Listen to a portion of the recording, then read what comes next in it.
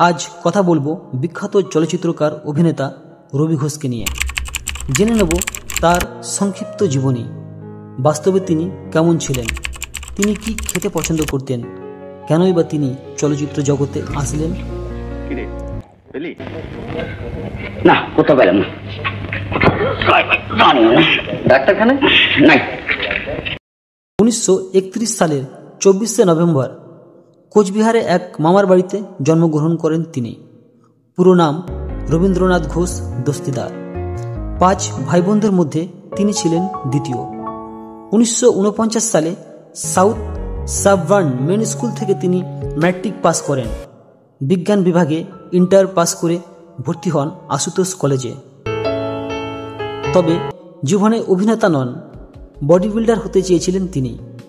1959 সালে আহ্বান ছবির মাধ্যমে চলচ্চিত্র জগতে প্রবেশ। তারপর নজর কাড়লেন গল্প হলেও সত্যি সিনেমার ধনঞ্জয়ের চরিত্রের মধ্য দিয়ে। বাঙালি রান্না কি জানো তাই বল। আগে ঝাল ঝোল ডালনা কালিয়ে, মুগের ডাল নারকল দিয়ে, অরড় ডাল হিং দিয়ে, মটর ডাল চালতে দিয়ে। তারপর আর পিছন ফিরে তাকাতে হয়নি। একের পর এক ছবি ছিল তার ঝুলিতে। চুটিয়ে কাজ করে গেছেন তিনি। ভয়ঙ্কর ব্যক্তি সম্পূর্ণ একজন মানুষ ছিলেন তিনি। রাস ভারী গোছের মানুষ ছিলেন।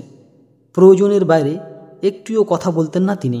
তবে অভিনয় জগতে সিন স্টিলার ছিলেন তিনি। দৃশ্য চুরি করে নিতে পারতেন অনায়াসেই।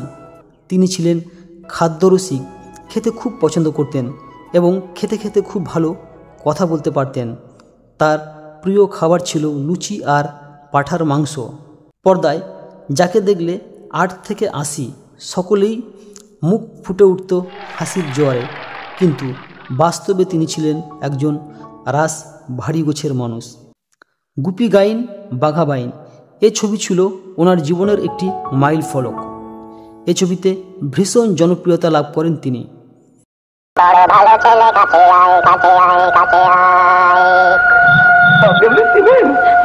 আপনি আমাদের নাম জানেন? এই ছবিতে পরিচালক সত্যজিৎ রায় ওনাকে নায়ক করে তুলেছিলেন। এরপর হিরক রাজার দেশে ও পরবর্তীতে গুপি বাঘা ফিরে এলো, এই 3টি সিকোয়েন্সে বাঘা চরিত্রের ট্রেড মার্ক তৈরি করে দিয়েছিলেন তিনি, রবি ঘোষ। ছোট বা বড় যে কোনো চরিত্রই তিনি ফুটিয়ে তুলত তার বুদ্ধিদীপ্ত অভিনয় দক্ষতার মধ্যে দিয়ে। তো বন্ধুরা, এই ছিল আজকের রবি ঘোষের সংক্ষিপ্ত জীবনী। ভিডিওটা যদি ভালো লাগে তাহলে একটি লাইক, কমেন্ট ও সাবস্ক্রাইব করে আমাদেরকে মোটিভ করবেন, যাতে পরবর্তীতে আরও ভালো ভালো ভিডিও বানানোর উৎসাহ পাই।